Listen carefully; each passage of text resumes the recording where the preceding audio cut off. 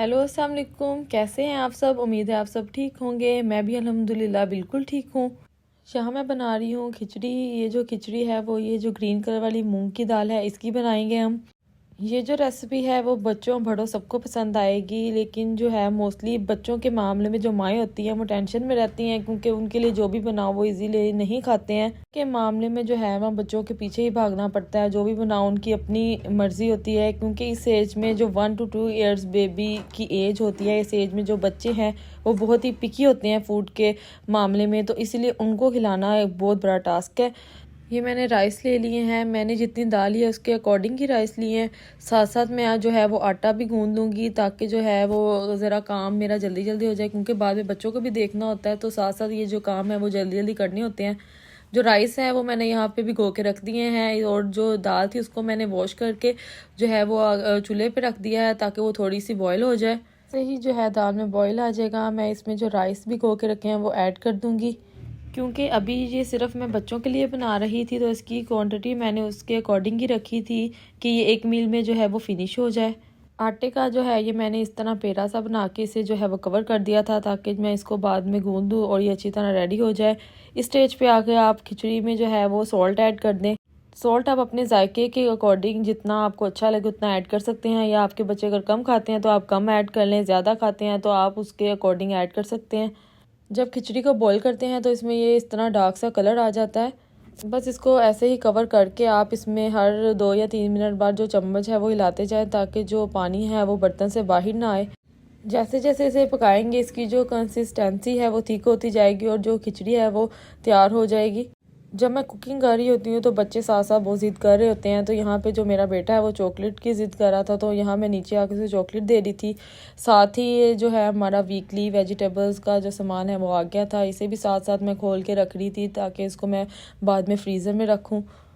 तो आज मैं सोच रही थी कि करेले बना रहा हूँ, तो उसकी रेसिपी जो है वो मैं आपको नेक्स्ट ब्लॉग में ज़रूर उसकी रेसिपी भी शेयर करूँगी क्योंकि मैं जो इस दफ़ा है एक डिफरेंट तरीके से जो मसाला करेले गोश्त है वो ट्राई करने लगी हूँ, तो उसकी रेसिपी जो है इंशाल्लाह वो भी आपसे शेयर करूँगी। यहाँ खिचड़ी जो है हमारी वो थिक होती जा रही है, बस ये थोड़ी देर में जो है वो रेडी हो जाएगी। साथ साथ में जो है आपको खुद को हाइड्रेट करने के लिए यहाँ पानी पीने लगी हूँ। काम करते करते बस हम अपनी केयर जो है वो भूल जाते हैं। बहुत कम, मेरी तो बहुत रूटीन जो है वो कभी कभी इतनी टफ होती है कि मैं बिल्कुल भी पानी नहीं पी पाती हूँ और जिसकी वजह से जो स्किन प्रॉब्लम्स भी आते हैं। लेकिन जाहिर बात है आपको काम के साथ साथ खुद की भी केयर करनी है। खिचड़ी का जो पानी है वो काफ़ी हद तक ड्राई हो गया है। इस स्टेज पे आके जो आपको है इसमें जो चम्मच है वो हिलाते जाना है ताकि ये बर्तन के साथ ना लग जाए। और साथ ही इस स्टेज पे आके आप इसमें ऐड करेंगे मक्खन या घी, जो भी आपके पास अवेलेबल हो आप वो ऐड करें। मैं मोस्टली जब बच्चों के लिए बनाती हूँ तो इसमें देसी घी यूज़ करती हूँ, लेकिन अगर अवेलेबल ना हो तो इसमें दूसरा घी जो हम घर में यूज़ करते हैं वो डाल देती हूँ। और देसी घी जो हम घर में बनाते हैं वो मैं यूज़ करती हूँ बच्चों के लिए। घी डालने के बाद हम इसको थोड़ी देर के लिए जो है वो ढक देंगे। ये जो रेसिपी है बहुत ही कम वक्त में बन जाती है और बच्चों के लिए तो ये एक हेल्दी फूड भी है, तो इसलिए मुझे इसकी ख़ास बात यही लगती है कि ये जल्दी जो है बन जाती है और बच्चे इसे शौक़ से खाते भी हैं। ये रेसिपी आप बच्चों को वीक में 2 दफ़ा ज़रूर ट्राई करवा सकते हैं। मैं ये बच्चों को लंच में दे रही थी, लेकिन ये आप ब्रेकफास्ट, डिनर या किसी भी टाइम बच्चों के दे सकते हैं। ये बच्चों के लिए वैसे भी एक हेल्दी ऑप्शन है। तो यहाँ पे जो खिचड़ी है वो रेडी हो गई है, बस इसे डिश आउट करना है। साथ ही साथ जो आटा था जो मैंने पिन्ना सा बना के रखा था उसको मैंने गूंद लिया था, वो भी रेडी हो गया था। ये मैं ज़ुहान के लिए जो खिचड़ी है वो भी डाली थी, साथ मैंने अपने लिए ले ली थी थोड़ी सी। इसके ऊपर जो है वो मैंने दूध ऐड किया हुआ है, दूध के साथ भी अच्छी लगती है और साथ में थोड़ी सी डाइल्यूट हो जाती है, तो आप इसको दूध के साथ भी ज़रूर ट्राई कीजिएगा। सो आपको इंशाल्लाह ये ज़रूर अच्छी लगेगी। ज़ुहान को मैं यहाँ पे अब ट्राई करवाने लगी हूँ, तो आप इसका रिएक्शन चेक करें। तो यह मैंने शूट किया है ताकि आपको मैं दिखा सकूँ। माशाल्लाह माशाल्लाह इसने अपनी जो मील है वो कंप्लीट की थी। तो खैर माँ के लिए तो यही सबसे जो खुशी की बात होती है कि जो वो चीज़ वो बच्चों के लिए बनाए वो खा ले, क्योंकि मोस्टली ऐसे होता है मैं बहुत सारी चीज़ें ट्राई करती हूँ लेकिन बच्चे हैं वो जो नहीं खाते हैं, फिर वो चीज़ें या तो वेस्ट हो जाती हैं क्योंकि कुछ ऐसी चीज़ें होती हैं जो उस टाइम हमारा भी खुद का खाने को दिल नहीं कर रहा होता, जो हम सिर्फ बच्चों के लिए स्पेशल बनाते हैं।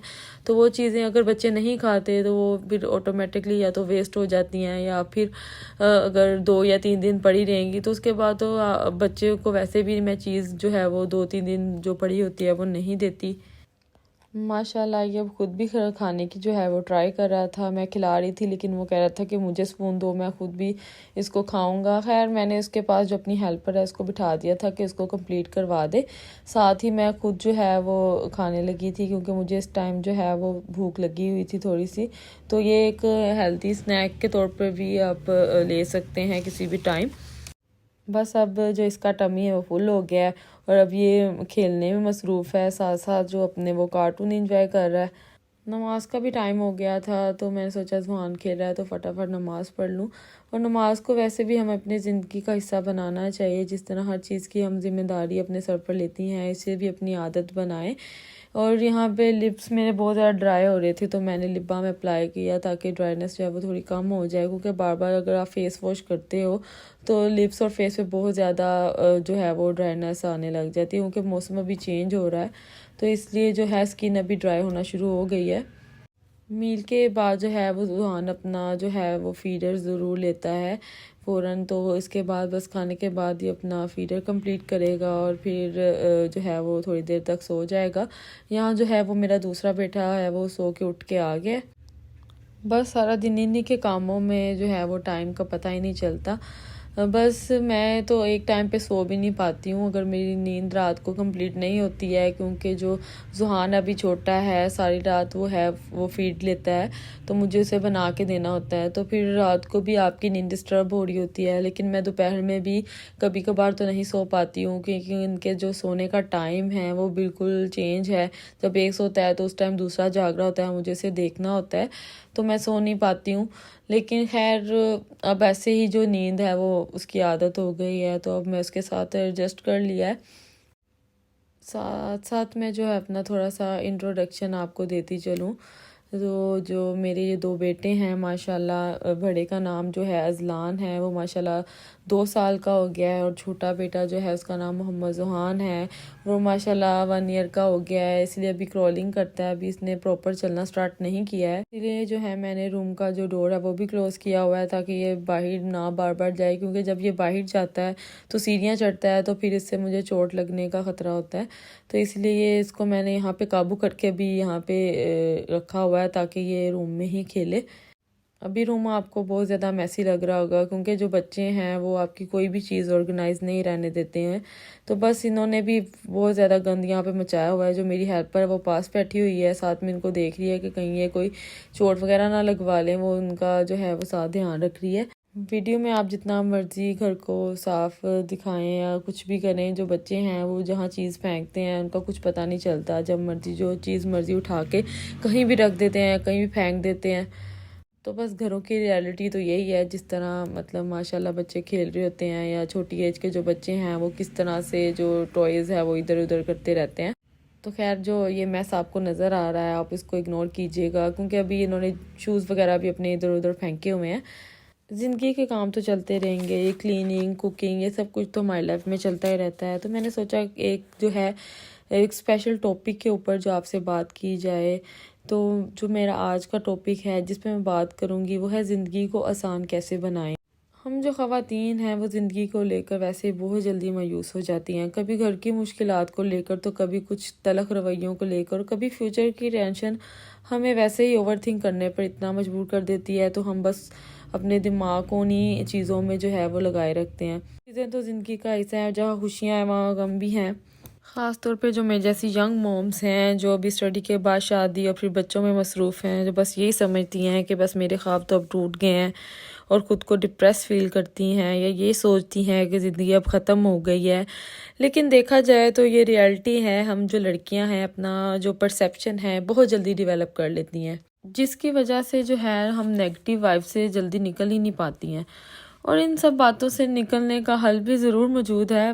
बात तो सिर्फ यही है कि हम जो सोच रहे होते हैं हम उस सोच का रुख किस तरफ करते हैं, आइदर वो पॉजिटिव है या आइदर वो नेगेटिव है। ये सारा खेल तो दिमाग का है। हम किसी से जितनी मर्जी अच्छी एडवाइस ले लें लेकिन हम उस पर तब तक अमल नहीं कर सकते जब तक हम खुद वैसा नहीं करना चाहते। तो बस हम इस चीज़ को ओवरकम करने के लिए ट्राई ज़रूर कर सकते हैं।